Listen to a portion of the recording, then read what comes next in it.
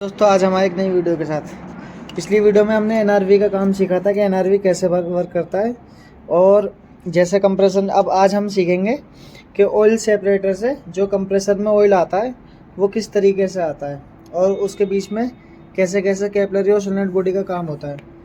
अब जैसे ये हमारा कंप्रेसर ने डिस्चार्ज करा, ये ऑयल सेपरेटर में गया। ऑयल सेपरेटर से ये पाइप दिख रहा है आपको, ये पाइप से सीधा सोलेनोइड बॉडी के बाद कैपिलरी के बाद ये सीधा सेक्शन में आके जुड़ जाता है। ठीक है ना। सेक्शन के थ्रू कंप्रेसर में वापस ऑयल मिल जाता है और एक और जगह से ऑयल मिलता है, वो मिलता है हमारा ये है एक्यूमुलेटर। ये देखिए लीकेज बढ़ी है, ये हम अभी चेंज करेंगे।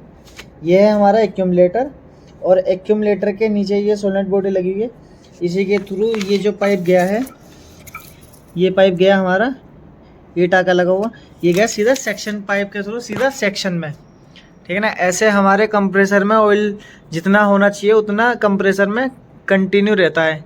और ऑयल का अगर कंप्रेसर में जैसे ऑयल ख़त्म हो जाता है या कहीं पे कोई सोलेनोइड बॉडी या कैपिलरी या कहीं पे भी कोई भी दिक्कत आती है या चौक हो जाती है तो हमारा कंप्रेसर बहुत ज़्यादा हीटअप हो जाता है। और जैसे ही कंप्रेसर हीटअप होता है और मशीन में F3 एरर आता है। ठीक है ना, F3 एरर आ जाता है इसमें। आज हम वही जानेंगे कि हम जो हमारी ये असेंबली होती है, डिस्चार्ज पाइप असेंबली, इसमें जो कैपिलरी का काम होता है वो किस तरीके से करते हैं। तो ये हमने कैपिलरी निकाल रखी है, पूरी इसकी असेंबली निकाल रखी है। ये है हमारी पूरी पाइप की फिटिंग, पकड़ियो। अब जैसे ये हमारा ऑयल सेपरेटर में लगता है नीचे की साइड, यहाँ से ऑयल आया, ऊपर आने के बाद पहले आती है हमारी सोलेनोइड बॉडी। ये सोलेनोइड बॉडी हमारी बंद रहती है जब तक इसमें हम 230 वोल्ट एक कोयल उठेगा वहाँ से। ये है कोयल, ये कोयल है, सोलेनोइड बॉडी कोयल कहते हैं इसको, और ये है सोलेनोइड बॉडी। ठीक है। इसमें जब हम 230 वोल्ट देते हैं, जब इसमें 230 वोल्ट दे देते हैं तो इसमें ना एक हमारा प्लंजर होता है, इसमें मैग्नेट बनती है और वो प्लंजर ऊपर हो जाता है और ये रास्ता बिल्कुल एकदम क्लियर हो जाता है। ठीक है ना। तो जैसे ही इसमें 230 वोल्ट आते हैं, फिर ये कैपिलरी। अब बहुत से बंदे क्वेश्चन करते हैं कि इसमें ये कैपिलरी क्यों दी जाती है। तो इस कैपिलरी का बहुत एक उदाहरण देता हूँ मैं आपको। अगर इसमें ये कैपिलरी ना हो तो जो हमारा ऑयल सेपरेटर में डिस्चार्ज प्रेशर है और ये सेक्शन में जाके जुड़ता है पाइप, ये वाला, तो सेक्शन और डिस्चार्ज दोनों सेम ही हो जाएंगे, फिर मशीन नहीं चल पाएगी प्रॉपर। तो इस कैपिलरी का काम होता है दोनों में एक प्रेशर डिफरेंस क्रिएट करना, सेक्शन को और डिस्चार्ज को दोनों अलग अलग रखना, और कैपिलरी से जो ना पीछे प्रेशर बढ़ा रहता है ताकि जो सिर्फ ऑयली ऑयल आए और बहुत कम मात्रा में आए। ठीक है। यही इस कैपिलरी और सोलेनोइड बॉडी का काम है। और कभी भी अगर ये चौक हो जाती है तो इसको आज हम फ्लैशिंग करने का तरीका बताएंगे आपको। सोलेनोइड बॉडी के दोनों टाके निकाल लो, यहाँ से प्रेशर मारो यहाँ से, और ये पाइप पूरा चेक कर लो। बहुत सी बार क्या होता है, बंदे इसमें मटेरियल भर देते हैं, फिर ये टाका चौक हो जाता है।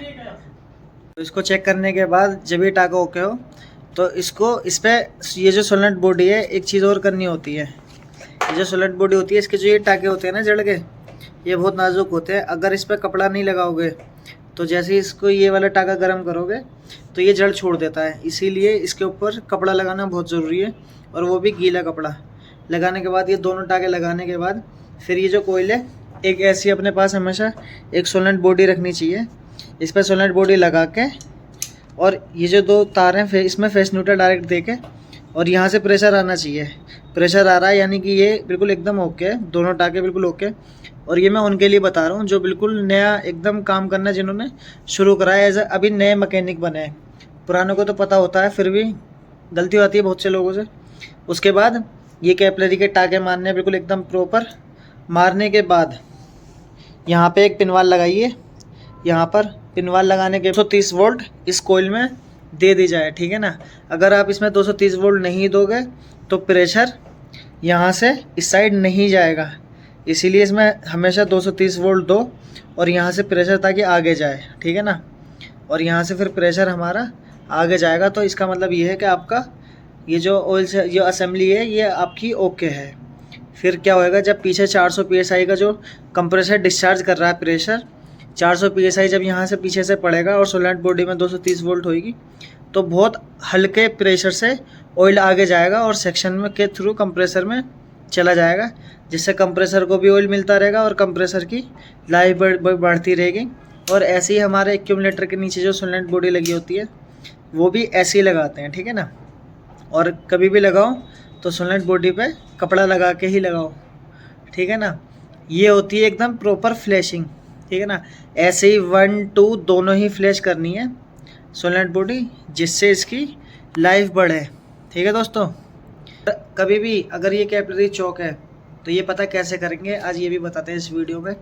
तो अगर ये कैपिलरी आपकी ब्लॉक है तो वो ऐसे पता लगेगी कि नीचे तो हमारा प्रेशर हल्का गर्म ही रहता है, क्योंकि जब पीछे से 400 psi आता है तो वो पाइप को पूरे को गर्म करता है। अगर ये आगे से कैपिलरी चौक है तो या तो ये ठंडी चलेगी या इसमें हल्की हल्की आइस आने लगती है, ठीक है ना।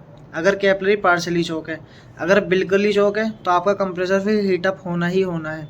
और इसमें क्या होता है, आपस में ना क्रॉसिंग होती है। कैपिलरी 1 से इन्वर्टर 2 को ऑयल मिलता है और 2 को 1 से मिलता है ऑयल। तो जिसको ऑयल नहीं मिलेगा वो कंप्रेसर हीटअप होना ही होना है, ठीक है ना। तो ये कंप्रेसर को ठंडा ही ऑयल करता है, ऑयल रेफ्रिजरेंट, ठीक है ना। तो कभी भी अगर कैपिलरी चौक हो तो कैपिलरी के बाद का जो ये पाइप है ये ठंडा ही चलेगा, ठीक है ना। तो यही तरीके होते हैं कुछ इसको चेक करने के लिए, और ये रेफ्रिजरेशन साइकिल में एक बहुत ज़रूरी रोल निभाता है VRV सिस्टम में, ठीक है। अब हमने ये एक तरीका आपको बता दिया है कि हम इसको कैसे फ्लैश करें। अब हम जानेंगे दूसरा तरीका कि इसको बाहर इतनी मेहनत करने के बजाय एक आसान तरीका बताता हूँ आपको कि इसको कैसे फ्लैशिंग करते हैं, ठीक है ना। वो हम आउटडोर के अंदर लगे लगे ही फ्लैश करेंगे इसको, ठीक है ना। वो तरीका जानते हैं वो कैसे करते हैं। दूसरा तरीका ये है असेंबली फ्लैश, ये ऑयल जो रिटर्न आता है इसमें उसको फ्लैश करने के लिए कि एक टाका ये तो ऊपर से निकाल दे, ठीक है ना। जो ऑयल रिटर्न आ रहा है इस वाले पाइप से, ये जो पाइप है इस वाले से निकाल दे एक टाका, ठीक है। एक टाका कंप्रेसर का डिस्चार्ज पाइप निकाल दें, क्योंकि रीज़न ये है निकालने का कि यहाँ पर लगाएंगे हम एक पिनवाल, ठीक है ना।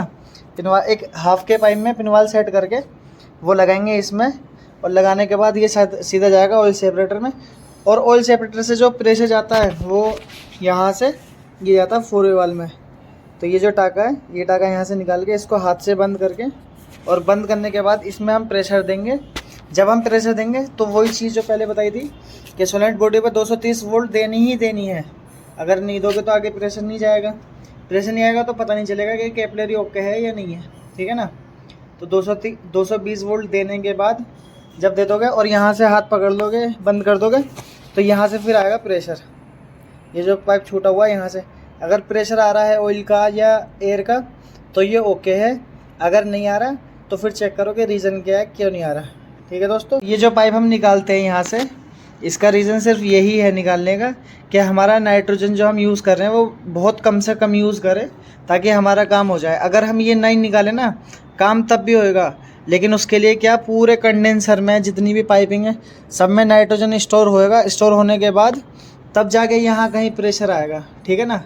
तो हमारा नाइट्रोजन ज़्यादा ना वेस्ट हो, इसलिए हम यहाँ से टाका निकाल के यहाँ से ये वाला टाका निकाल के और अपना काम यूज़ में ले लें, ठीक है ना।